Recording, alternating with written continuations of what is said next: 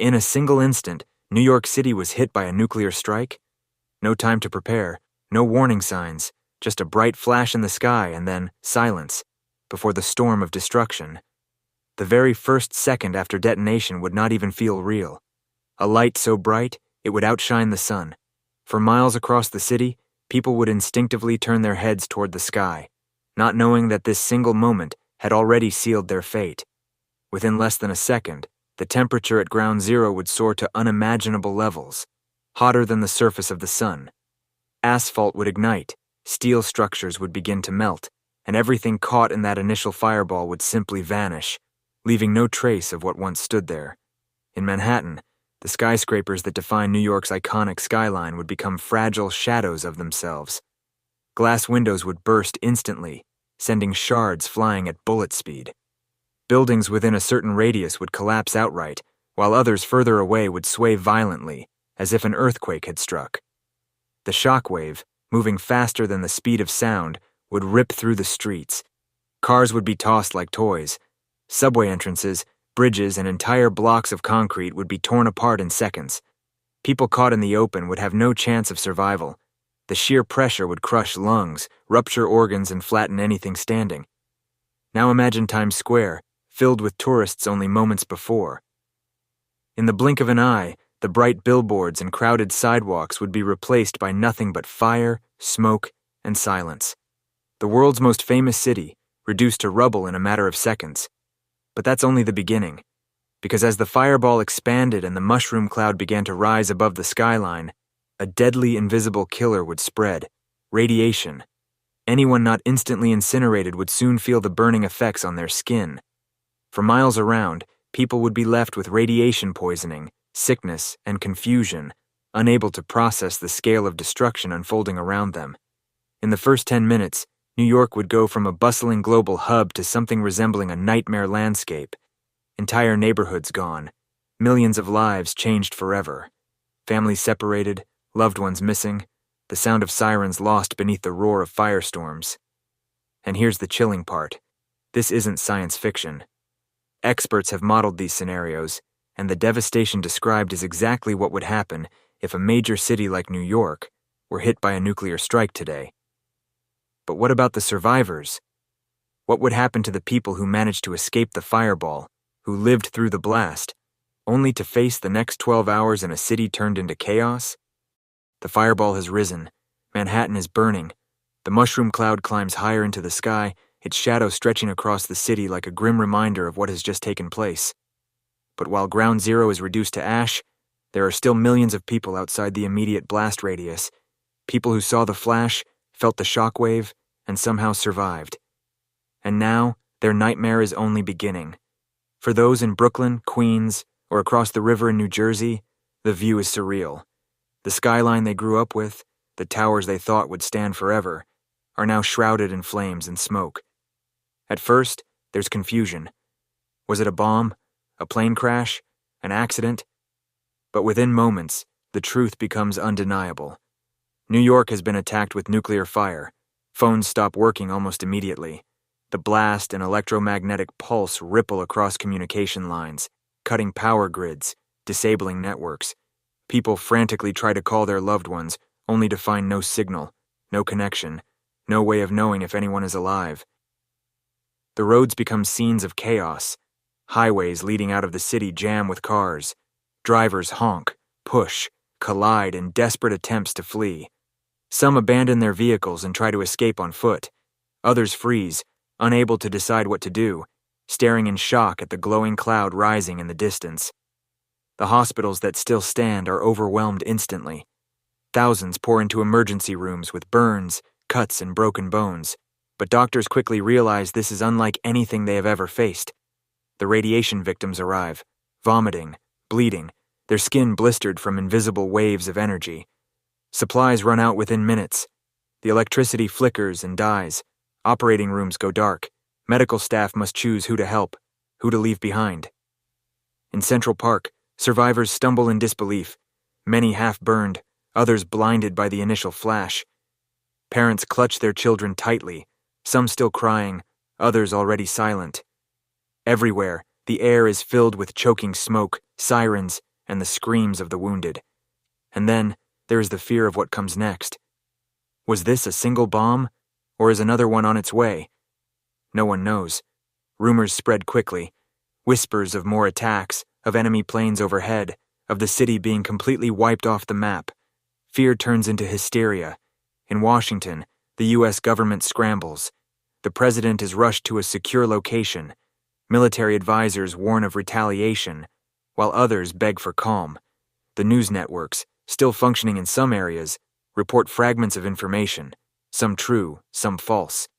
Across the country, millions of Americans watch in horror as shaky footage from survivors begins to leak online.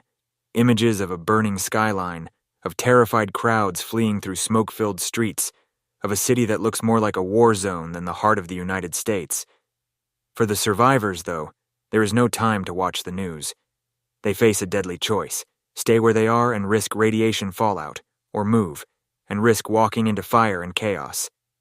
Fallout dust begins to descend like deadly snow, invisible to the eye but lethal to breathe. People cover their mouths with torn shirts, hide in basements, subway tunnels, or any shelter they can find. But many of these shelters were never designed for nuclear war, and they provide little protection. The psychological toll is just as brutal as the physical one. Survivors feel guilt. Why did they live when so many others didn't? Parents search desperately for children who were at school when the blast hit. Workers wonder if their families back home are safe.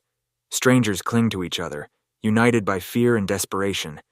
Meanwhile, emergency responders, firefighters, police, paramedics try to do their jobs, but most of them are dead, trapped, or cut off by the devastation. The few who survive face an impossible task. How do you save a city that has been erased in minutes? Firefighters rush into sea, only to fall victim themselves. Police attempt to direct traffic, but panic drowns out their commands. Ambulances are few and far between, their sirens drowned by the chaos. By the end of the first hour, much of New York is unrecognizable. Manhattan is a burning wasteland. Brooklyn and Queens are overwhelmed with terrified refugees. New Jersey fills with survivors trying to escape across the bridges and tunnels, many of which are already destroyed or blocked. And yet, even in the middle of this unimaginable disaster, stories of human resilience begin to emerge. A group of strangers helps an injured man through the smoke. A mother shields her children from the fallout dust with her own coat. A doctor, working by flashlight in a ruined hospital, refuses to stop treating patients, even as radiation sickness begins to affect her own body. But make no mistake, this is only the beginning. The first hour has passed, and the city is already on the brink of collapse. But what about the next 11 hours? As fallout spreads, as survivors search for safety, and as the government struggles to respond, the question becomes, can New York, and America itself, survive the next phase of this nuclear nightmare? The second hour after the blast begins with silence, an eerie, unnatural silence that falls over parts of the city untouched by the initial firestorm. But this silence doesn't last. It is broken by the cries of the wounded, the distant roar of fires still raging, and the low rumble of collapsing buildings. For those who survived the initial explosion, the danger is far from over. Now begins a deadlier phase, the invisible, creeping death of radioactive fallout. Dust and ash, pulled high into the mushroom cloud, begin to drift down over New York City and surrounding areas. This is not ordinary dust. Each particle is toxic, carrying radiation strong enough to poison anyone who inhales or touches it. Survivors, unaware of the science, reach out to brush it off their clothes, only to contaminate themselves further. Some mistake it for harmless ash, while children play with it as if it were snow. Emergency broadcasts, where signals still work, warn people. Stay inside. Do not go outdoors. Seal your windows. Protect yourself. But for many, it is too late. They are already outside, searching for loved ones or trying to flee. Subways fill with panicked crowds, many seeking shelter underground. The dark tunnels echo with screams, crying children, and the desperate shouts of people searching for their families. Above ground, the fires spread.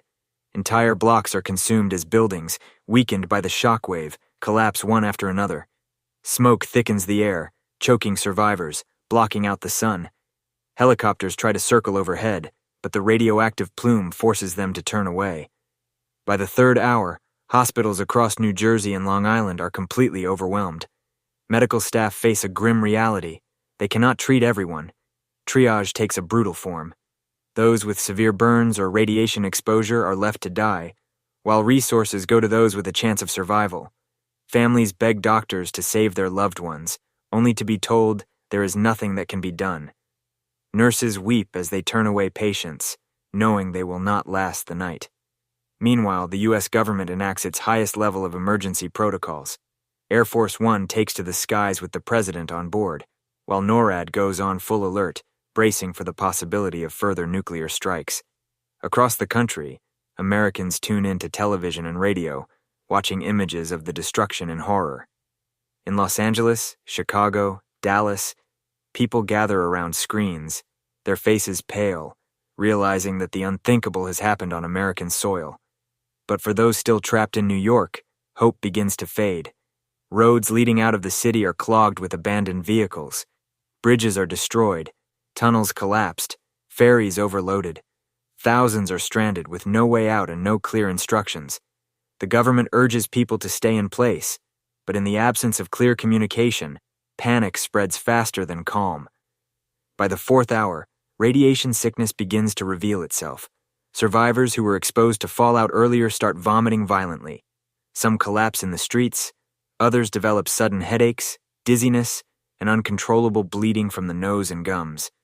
Parents watch in horror as their children's health deteriorates before their eyes. They do not yet understand that this is only the beginning. The full effects of radiation poisoning may take days, but the first symptoms are already claiming lives. Panic turns to desperation. Stores are looted for food, water, and medical supplies.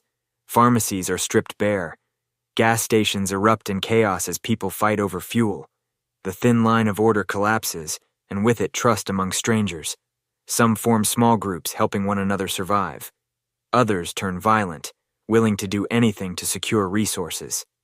By the fifth hour, fallout spreads further.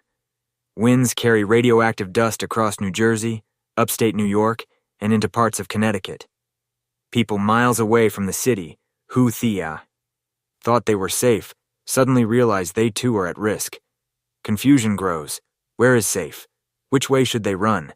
Without guidance, many make the wrong choice, fleeing directly into contaminated zones.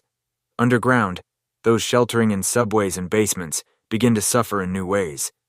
The lack of fresh air suffocates them. Water is scarce.